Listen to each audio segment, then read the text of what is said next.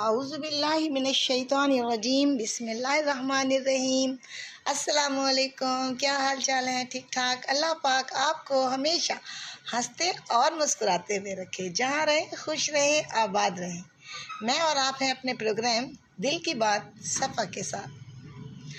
آج جس موضوع پر ہم نے آپ سے اور آپ نے ہم سے گفتگو کرنی ہے وہ یہ ہے کہ انسان جب تقدیر پر غور کرتا ہے تو اس کے دل میں ایک سوال ضرور جاگتا ہے۔ وہ سوال کیا ہے؟ جی ہاں، اگر سب کچھ اللہ کے حکم سے طے شدہ ہے، موت، رزق، کامیابی، ناکامی، یہ سب اگر طے ہیں اور ان میں کسی بھی قسم کا رد و بدل ممکن نہیں ہے، تو پھر ہمارا دنیا میں آ کر کوششیں کرنا، دعا کرنا، صحیح اور غلط کو چننا، صدقہ، نیکی، ان سب کا کیا مطلب رہ جاتا ہے؟ یہ سوال پرانا ہے، لیکن اس کا جواب ایمان کی گہرائی میں چھپا ہوا ہے۔ سننے میں آتا ہے کہ لوح محفوظ میں جو لکھ دیا گیا وہ اللہ کی کامل قدرت سے لکھ دیا گیا، اور اس میں کسی بھی قسم کا کوئی بھی رد و بدل ممکن نہیں ہے۔ لوح محفوظ میں سب کچھ اللہ کے علم کامل کی صورت میں لکھ دیا گیا۔ اللہ کے علم میں یہ بات شامل ہے کہ کون نیکی کرے گا، کون برائی، کون مانگے گا، کون رکے گا، کون چلے گا۔ مگر یاد رکھیں، اللہ نے یہ سب جانا ہے، اپنے علم سے، زبردستی نہیں کی۔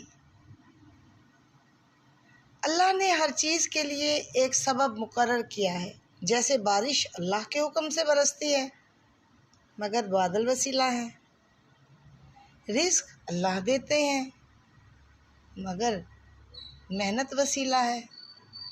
زندگی اللہ دیتے ہیں، مگر والدین کی دعاؤں کے ذریعے اس کو بڑھا بھی دیا جاتا ہے۔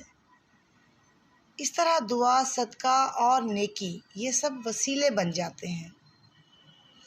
پھر بھی وہ سوال وہیں کھڑا رہتا ہے کہ جب اللہ نے لوح محفوظ میں سب کچھ لکھ دیا گیا اور اس میں کوئی تبدیلی بھی ممکن نہیں، پھر یہ کون سی تبدیلی ہے جو صدقے سے، دعا سے، خیر سے تبدیل ہو رہی ہے؟ یہ کون سی تقدیر ہے؟ تقدیریں دو طرح کی ہیں، تقدیر مبرم اور تقدیر معلق۔ تقدیر مبرم یہ وہ تقدیر ہے جو لوح محفوظ میں لکھی ہے، یعنی اللہ کا علم حتمی علم ہے، اس میں تبدیلی ممکن نہیں۔ اور تقدیر معلق لکھی ہوئی وہ دستاویز ہے جو لکھ دی گئی ہے، لیکن اس کے ساتھ شرط لگا دی گئی ہے، مشروط ہے۔ کوئی بھی کام کسی بھی وجہ سے مشروط ہے۔ مثال کے طور پر زندگی اتنی، اس کے ساتھ شرطیں لگا دی گئی کہ اگر یہ محنت کرے گا نیکیوں کے کمانے میں، والدین کی خدمت کرنے میں، علم کے حاصل کرنے میں، لوگوں کی اصلاح کرنے میں، تو بڑھا دی جائے گی، ورنہ نہیں۔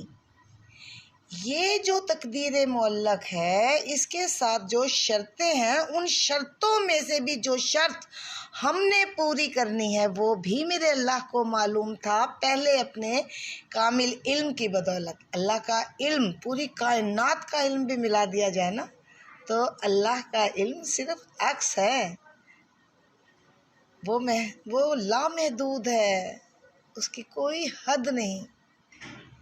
اللہ نے لوح محفوظ میں جو لکھا وہ وہی تھا جو اس نے ان شرطوں میں سے شرط پوری کرنی تھی۔ یعنی اگر یہاں پر فرشتے کو 50 سال عمر دی گئی ہے اور شرطیں لگا دی ہیں کہ یہ ایسے کرے ایسے کرے گا تو اس کی 10 سال عمر اور بڑھ جائے گی، یہ بھی نہیں لکھا ہوا، صرف شرطیں ہیں کہ آگے اس عمر کے ساتھ یہ کیا اعمال کرتا ہے۔ فرشتوں کو یہ نہیں پتہ کہ آگے اس کی عمر بڑھے گی یا نہیں، یا وہ کتنے سال بڑھے گی، یہ صرف اللہ کے علم میں تھا۔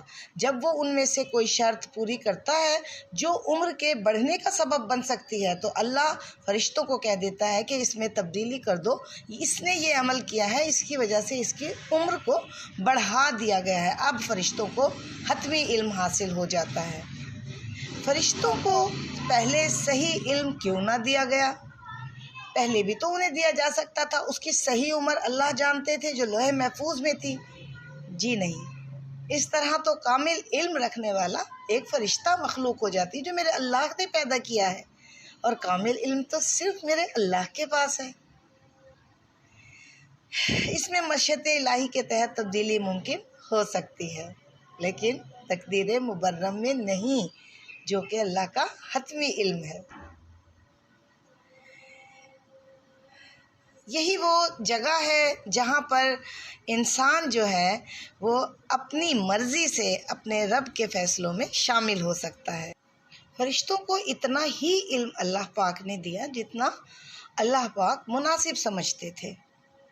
حدیث شریف میں آتا ہے کہ دعا تقدیر کو بدل دیتی ہے اور صدقہ بلاؤں کو ٹال دیتا ہے، مگر اللہ کے علم میں تبدیلی ممکن نہیں۔ یہ تبدیلی جو مبرم میں ہے وہ پہلے ہی لکھ دی گئی ہے اور فرشتوں کو اس کا علم بعد میں ہوا ہے۔ اچھا، فرض کرتے ہیں کہ اللہ کے علم میں لکھا ہے کہ میں یا آپ ایک دن دعا کریں گے، صدقہ دیں گے، اور اس کے نتیجے میں آپ کی یا میری وہ پریشانی دور کر دی جائے گی۔ اگر ہم صدقہ دے دیتے ہیں، اب جب آپ دعا کرتی ہیں تو وہی علم ظاہر ہو جاتا ہے جو پہلے سے اللہ کے علم میں موجود تھا کہ یہ دعا کرے گی۔ یوں لگتا ہے جیسے تبدیلی ہوئی، لیکن دراصل یہ اللہ کے علم کا ظہور ہے، یعنی اللہ نے لوح محفوظ میں جو پہلے ہی لکھا ہوا تھا کہ اللہ جانتے تھے کہ ان شرائط یہ شرط پوری کرے گی۔ یہ تبدیلی نہیں، یہ اللہ کے علم کا ظہور ہے۔ خلاصہ کیا ہوا کہ اللہ کا علم کامل ہے، مگر اس علم میں دعا، نیکی اور صدقہ بھی شامل ہے۔ اور اسی کے ساتھ آج کی نشست کو یہیں ختم کرتے ہیں۔ بات بڑی گہری اور لمبی ہے اور بہت سے سوال اس میں اٹھتے ہیں، لیکن چونکہ ٹائم کی کمی ہے ویڈیو بہت لمبی ہو جائے گی۔ ابھی اسے یہیں ختم کرتے ہیں، باتیں پھر دوبارہ چلیں گی۔ دل کو چھو لینے والی سوال ابھی باقی ہیں بہت سے۔ اگلی اس سے جڑی ہوئی قسط میں ہم اور بہت سے سوالوں کے جواب ڈھونڈنے کی کوشش کریں گے، جس سے ہمیں ان سوالوں کے بھی جواب اور زیادہ سمجھ میں آنے لگیں۔ جب اللہ کے بغیر، وہ سوال کیا ہوں گے کہ جب اللہ کے بغیر ایک پتا بھی نہیں ہلتا تو پھر ہماری سزا اور جزا کیوں؟ اگر موت کا وقت مقرر ہے تو خودکشی کرنے والا گناہ گار کیوں؟ کیا موت اگر نہیں لکھی تو کسی سبب ہم خود اپنی موت کا سبب بن سکتے ہیں؟ اگر رزق پہلے سے طے ہے تو پھر اس کو بہت زیادہ محنت کرنے کے بعد حاصل کرنے کا کیا تک ہے؟ یا پھر ہم اپنی کوشش چھوڑ دیں تو کیا وہ رزق ہمیں نہیں ملے گا؟ اگر نہیں ملے گا تو کیا وہ رزق ختم ہو جاتا ہے، یا وہ کسی اور صورت میں ملتا ہے؟ یا پھر یہ کہ رزق صرف پیسہ ہے، یا رزق اللہ کے ہاں اور صورتیں بھی ہیں اس کی؟ ان سب سوالوں کو دل سے ہم جھنجھوڑیں گے اور دل سے ہی جواب لیں گے، اور ان کے جواب یقیناً ہمارے ایمان، ہماری دعا اور ہماری سمجھ کو ایک نئی روشنی میں بدل دیں گے۔ آئندہ پروگرام میں ہم ان سوالوں کے ایک ایک کر کے دل کی گہرائیوں سے سمجھنے کی کوشش کریں گے۔ جواب آپ میرے ساتھ رہیے گا، کیونکہ روشنی ہمیشہ دل سے ہوتی ہے، دیے سے نہیں۔ آپ اپنا بہت خیال رکھیے گا، میری دعاؤں میں آپ ہیں، آپ بھی مجھے اپنی دعاؤں میں یاد رکھیے گا۔ اچھا لگے تو شیئر کیجیے گا، لائک کیجیے گا، کمنٹ کیجیے گا۔ آپ کا اللہ حامی و ناصر ہو۔ اللہ حافظ۔